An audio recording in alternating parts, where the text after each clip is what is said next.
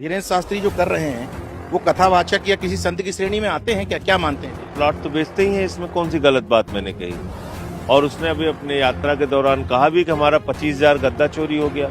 अब बताइए भाई, ऐसे लोगों को आप लेके यात्रा में निकले हुए जो आपका गद्दा चोरी कर रहे हैं। दलितों से जाके पूछिए उन्हें चाहिए हिंदू राष्ट्र। आप पिछड़ों से जाके पूछिए उनको हिंदू राष्ट्र चाहिए क्या?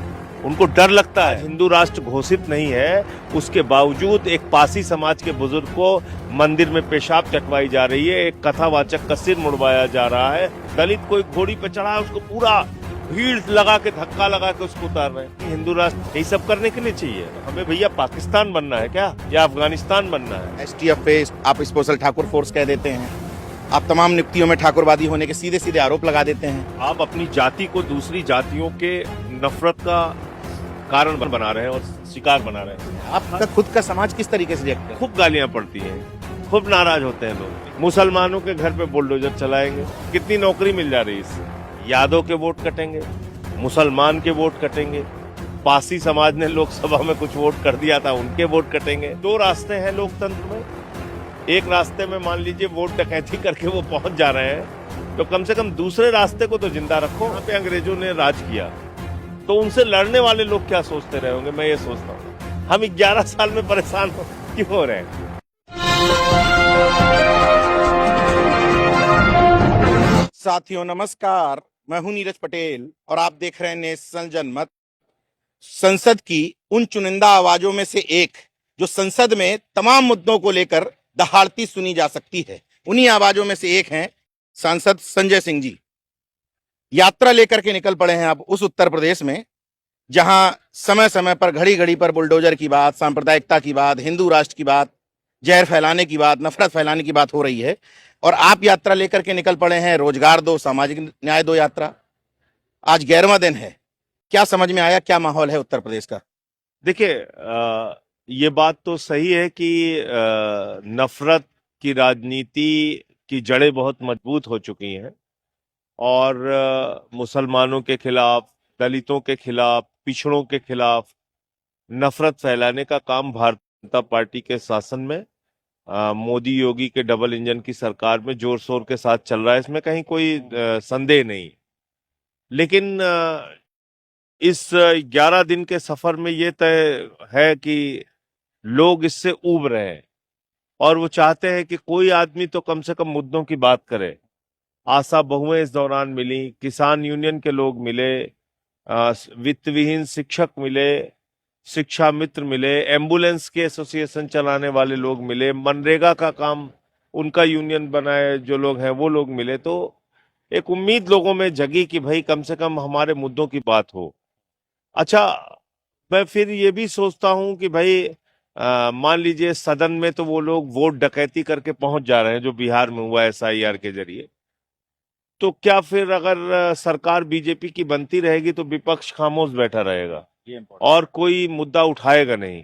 आज बेरोजगारी इतना बड़ा मुद्दा है उत्तर प्रदेश में। हम लोग प्रयागराज में बैठे हैं इस वक्त, यहाँ से 20 किलोमीटर है प्रयागराज, जो एक जमाने में हिंदुस्तान का कैम्ब्रिज कहा जाता था प्रयागराज। यहाँ पे चीफ प्रॉक्टर दौड़ा दौड़ा के एक दलित लड़के को पीट रहा है, मार रहा है। यहाँ पे हर परीक्षा का पेपर लीक हो जाता है, SSC हो, सिपाही हो, दरोगा हो, टीचर हो, सारी परीक्षा लीक हो रही। आरक्षण में आप हेरा फेरी कर रहे हैं। अच्छा भाई, आरक्षण तो अब आप सबके लिए हो गया ना भाई, दलितों के लिए आरक्षण, पिछड़ों के लिए आरक्षण, आदिवासियों के लिए आरक्षण और गरीब सवर्णों के लिए भी आरक्षण। तो अब तो कोई ये नहीं कह सकता कि आरक्षण से अछूता है। लेकिन उसको सही ढंग से इम्प्लीमेंट ना करना, उसमें घोटाला घपला करना, बांदा विश्वविद्यालय का मामला हो या लखीमपुर कोऑपरेटिव बैंक का मामला हो या शिक्षक भर्ती में जो पिछड़ों के आरक्षण का घोटाला हुआ था जिसका मामला मैंने संसद में उठाया था। तो इसलिए ये दोनों मुद्दे मैं ऐसा समझता हूं कि कहीं ना कहीं जुड़े हैं। बेरोजगारी का सवाल इसलिए नहीं उठ पा रहा है क्योंकि सामाजिक भेदभाव और नफरत की राजनीति ने लोगों को जकड़ रखा है। उस जकड़न से लोगों को बाहर निकालने की कोशिश है ये यात्रा। जिस समय आप यात्रा लेकर निकल पड़े हैं उसी समय एक और यात्रा चल रही है, हिंदू राष्ट्र बनाने की यात्रा, जिसको आपने गैर संवैधानिक भी कहा। आपने यात्रा निकालने वाले शख्स को, जिसको मोदी जी छोटा भाई बताते हैं, आपने प्रॉपर्टी डीलर तक कह दिया, प्लॉट बेचने वाला कह दिया। इतनी गुस्सा क्यों है? नहीं तो प्लॉट तो बेचते ही हैं, इसमें कौन सी गलत बात मैंने कही। और उसने अभी अपने यात्रा के दौरान कहा भी कि हमारा 25,000 गद्दा चोरी हो गया। अब बताइए भाई, ऐसे लोगों को आप लेके यात्रा में निकले हुए जो आपका गद्दा चोरी कर रहे हैं। भाई उनका वीडियो आया कि हमारी तो किडनी लीवर सब बिक जाएगा, ये सब जितना खर्चा, जितनी चोरी हो रही है इसको पूरा करने में। तो इसका मतलब कि आपका उद्देश्य पवित्र नहीं है और आपकी मनसा साफ नहीं है, उसमें ईमानदारी नहीं है। ये देश 144 करोड़ लोगों से बना हुआ है नीरज जी। विविधता में एकता भारत की विशेषता है, जहां अलग अलग भाषा के लोग, अलग अलग धर्म के लोग मिलके एक साथ रहते हैं, वो हिंदुस्तान है।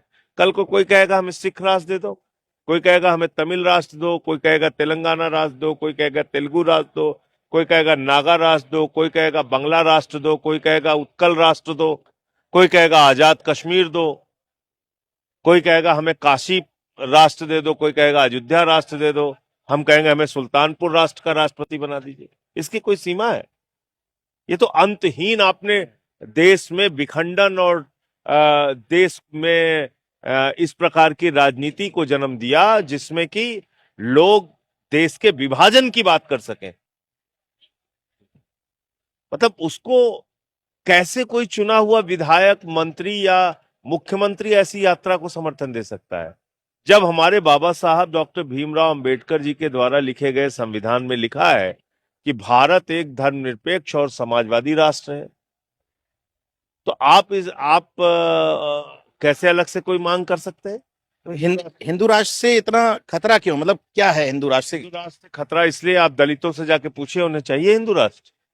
आप पिछड़ों से जाके पूछिए उनको हिंदू राष्ट्र चाहिए क्या? उनको डर लगता है, उनको लगता है कि हमारे गले में हाड़ी बांध के घुमाया जाएगा, उनको डर लगता है कि हमें पीछे झाड़ू बांध के घूमना पड़ेगा। आज हिंदू राष्ट्र घोषित नहीं है, उसके बावजूद एक पासी समाज के बुजुर्ग को मंदिर में पेशाब चटवाई जा रही है, एक कथावाचक का सिर मुड़वाया जा रहा है, हरिओम वाल्मीकि की मॉब लिंचिंग करके हत्या कर दी जा रही है, सीआरपीएफ के जवान को घोड़ी पे नहीं चढ़ने दिया जा रहा है। ये तमाम घटनाएं हो रही हैं। अभी 2 दिन पहले मैं दृश्य देख रहा था, एक दलित कोई घोड़ी पे चढ़ा है, उसको पूरा भीड़ लगा के, धक्का लगा के उसको उतार रहे हैं। तो आपको क्या चाहिए भाई? हिंदू राष्ट्र की क्या यही सब करने के लिए चाहिए? प्राणियों में दुर्भावना फैला रहे हैं। उदाहरण किसका देते हैं? पाकिस्तान से, अफगानिस्तान का, बांग्लादेश का। तो हमें भैया पाकिस्तान बनना है क्या, या अफगानिस्तान बनना है, वो भी धर्म के आधार पर बने तो या बांग्लादेश बनना है? हमें क्या बनना है? समाज को ऐसे विखंडित करने की बातें अगर खुलेआम करेंगे तो ये तो बिल्कुल ठीक नहीं है। धीरेन्द्र शास्त्री जो कर रहे हैं वो कथावाचक या किसी संत की श्रेणी में आते हैं क्या? क्या मानते हैं धीरेन्द्र शास्त्री? नहीं, अब वो किस श्रेणी में उनको लोग रखना चाहते हैं वो उनकी अपनी चॉइस है। वो उनको क्या मानते हैं क्या नहीं मानते हैं वो अपनी उनकी चॉइस है। लेकिन मैंने जो बात कही वो तो एक तथ्य है और सच है कि प्रॉपर्टी का काम करते हैं। तो इसमें कोई मतलब बुरा मानने वाली भी बात नहीं है। प्रॉपर्टी काम करते हैं इसलिए प्रॉपर्टी भाई अगर मान लीजिए आप बाबा रामदेव जी के बारे में पूछेंगे तो एक अच्छा योगा सिखाने का भी काम करते हैं और उनके साथ में उनका बिजनेस भी है। तो यही बात मैंने कही, और कोई मतलब मेरा कोई, मैंने जो सच है जो तथ्य है वो सामने रखा है कि प्रॉपर्टी का भी काम कर रहे हैं और ये काम भी कर रहे हैं। लेकिन ये जो यात्रा कर रहे हैं वो गैर संवैधानिक, वो संविधान के खिलाफ है। आप ये यात्रा उस उत्तर प्रदेश में निकाल रहे हैं जिस उत्तर प्रदेश के मुख्यमंत्री पर सीधे सीधे जातिवादी होने के आरोप लगाए जाते हैं और कोई नहीं लगाता। जातिवाद अगर आप करेंगे तो आप अपनी जाति को दूसरी जातियों के नफरत का कारण बना रहे हैं और शिकार बना रहे हैं उसका। मैं ऐसा मानता हूं।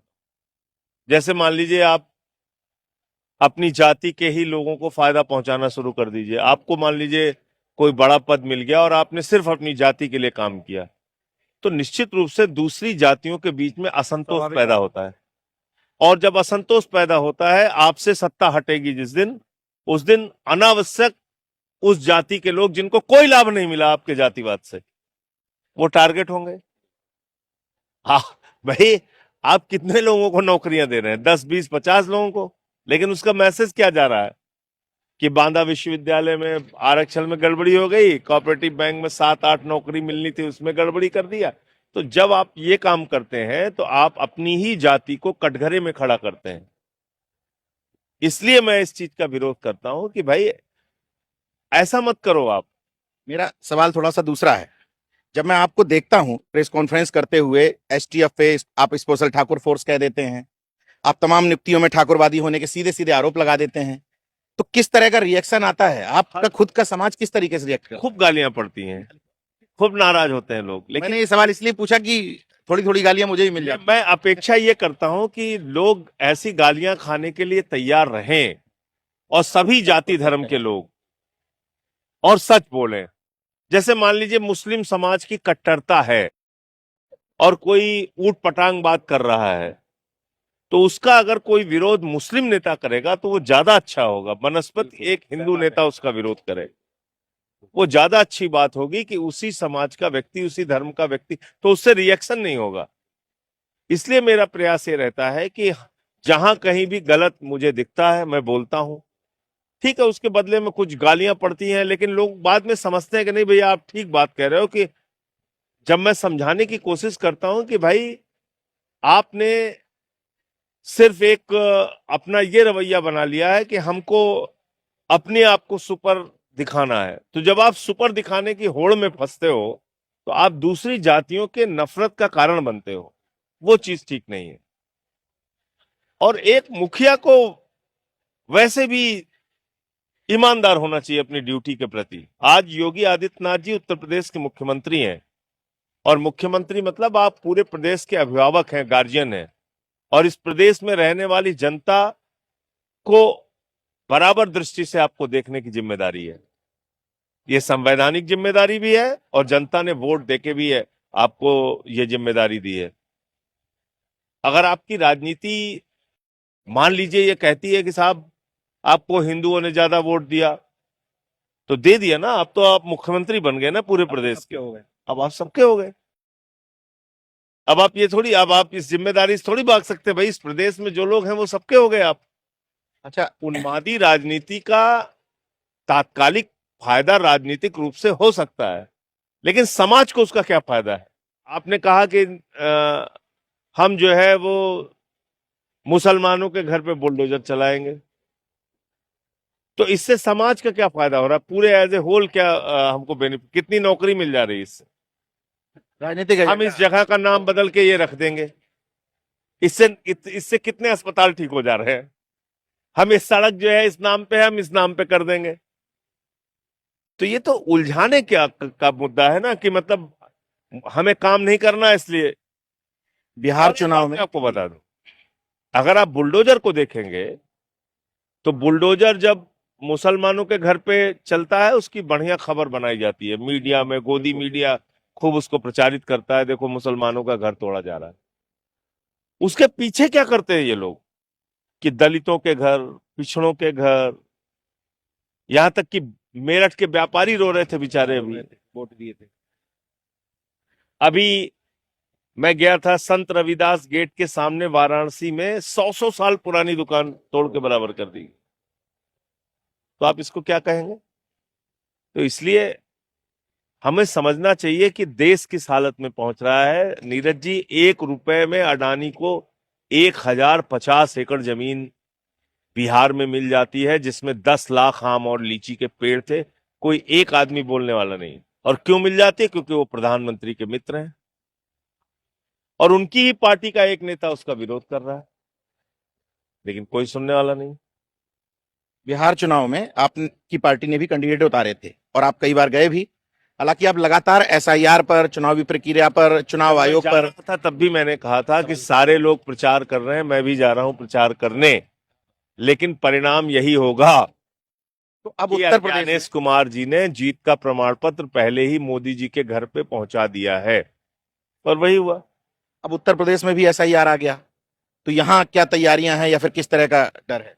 देखिए, उत्तर प्रदेश में अगर एसआईआर उसी तरह से हुआ जैसे बिहार में हुआ, शुरू तो हो गया तो है। आप कहीं भी लिख लीजिए 2 करोड़ वोट काटे जाएंगे।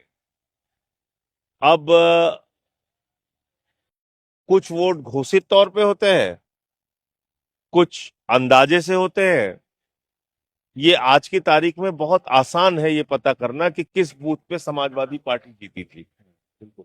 या किस बूथ पे दूसरी विपक्ष की पार्टियां जीती थीं। बस इतने दिन से पत्रकारिता कर रहे हैं, बहुत समझदार आदमी है। आप बताइए, कभी आपने सुना एक विधानसभा में 60,000 वोट कट जाए, 55,000 वोट कट जाए, 50,000 वोट कट जाए? फिर क्या बचा चुनाव? फिर चुनाव कहां बचता है बताइए आप। तो बिहार में एक एक विधानसभा में 60,000, 55,000, 50,000 वोट कटे। अब आप उठा लीजिए लिस्ट, पुरानी लिस्ट उठा लीजिए और जिस लिस्ट पे चुनाव हुआ वो उठा लीजिए, किनके वोट कटे हैं आपको पता चल जाएगा। तो यहां भी टारगेट करके जाति देख करके यादव के वोट कटेंगे, मुसलमान के वोट कटेंगे, पासी समाज ने लोकसभा में कुछ वोट कर दिया था उनके वोट कटेंगे। अब देख लीजिएगा वोट कटेंगे।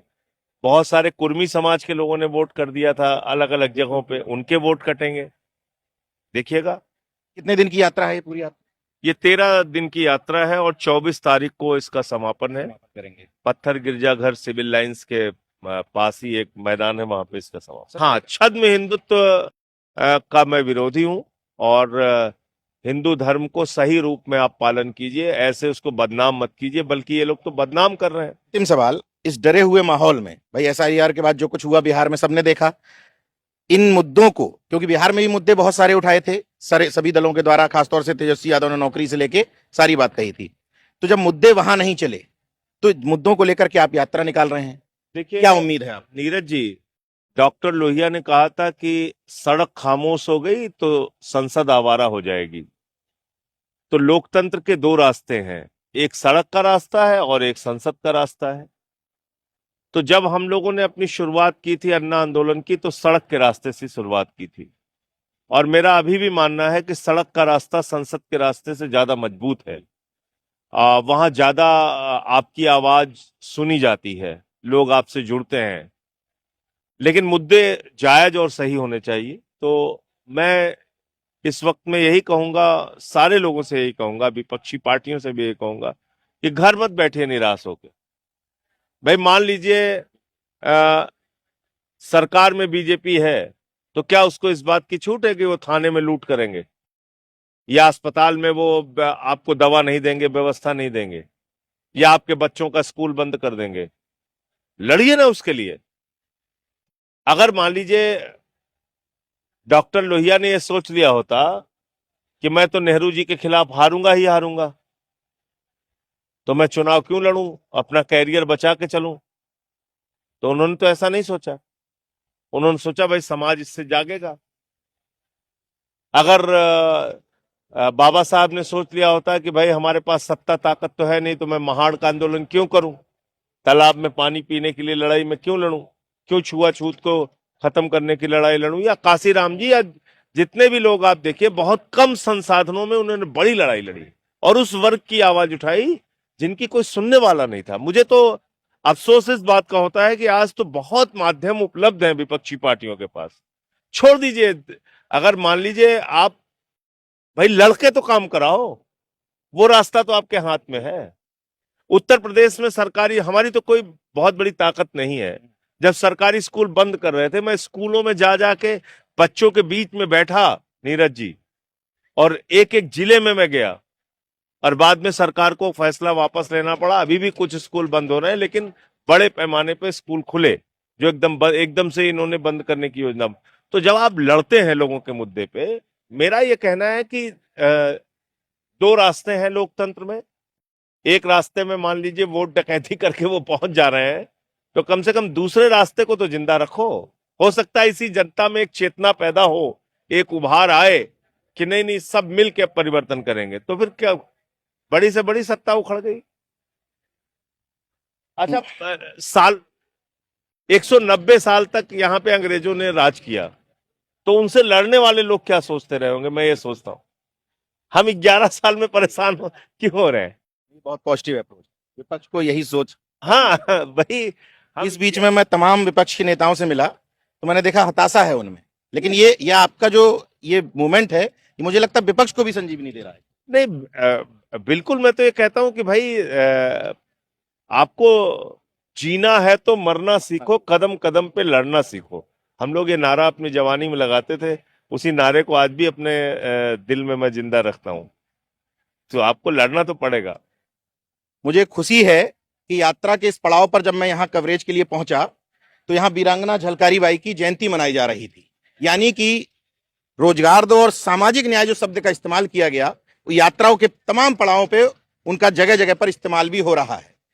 सांसद संजय सिंह जी सदन में जो बात बोलते हैं अब सड़क पर उतर करके लोगों के बीच ले जाने की कोशिश कर रहे हैं।